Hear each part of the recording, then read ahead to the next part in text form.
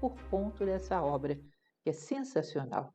Tem muitos pontos definidos aí que são fantásticos. O amor platônico, as formas de governo, e falamos sobre 3 virtudes definidas por Platão, que são tão bonitas, tão profundas, né? Ele define, por exemplo, o que é o bem. Falando bem sinteticamente, o bem para Platão é aquilo que une, ou seja, necessariamente algo que promove o crescimento da humanidade, algo que provoca harmonia entre os homens.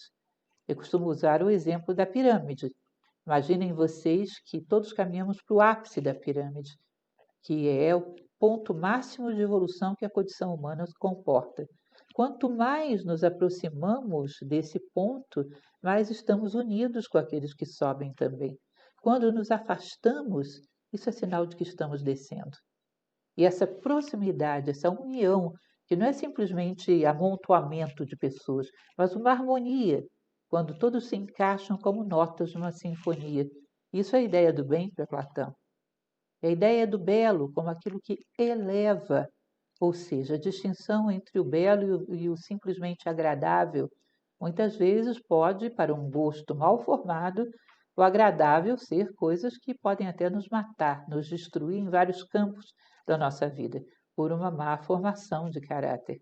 O belo é aquilo que necessariamente eleva a nossa consciência. O belo leva a nossa consciência para aquele ponto onde somos mais lúcidos, mais fraternos, mais humanos.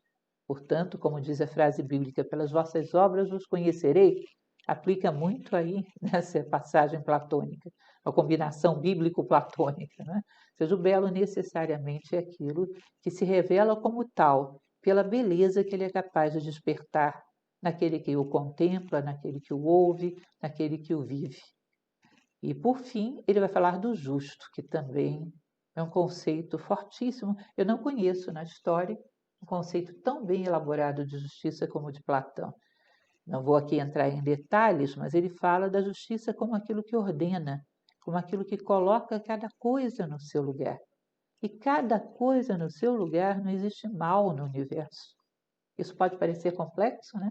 E é realmente.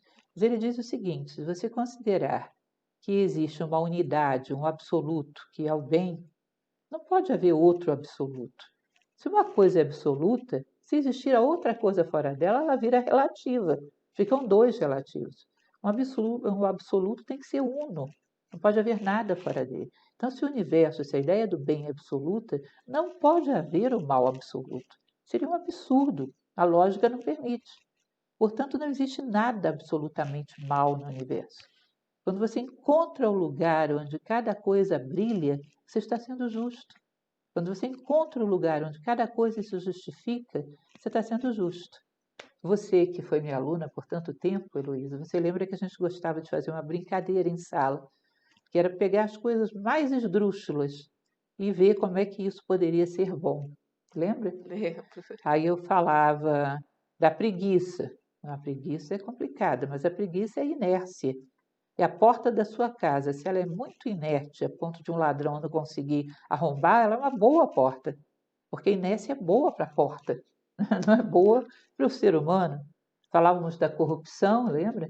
Da corrupção, se você compra um detergente e ele não polui, ele é biodegradável, ele é muito mais caro do que os outros, inclusive. É um bom detergente. Por quê? Ele não demora para se corromper. Aquilo que deve se corromper, quando se corrompe, é virtude. Agora, quem mandou você pegar a corrupção e colocar no comportamento humano? No detergente ela é virtude, no homem é vício. Então, essa ideia de Platão tão revolucionária de encontrar o lugar onde todas as coisas se mostram como luz, todas as coisas se justificam. Fantástico isso, vocês não fazem ideia.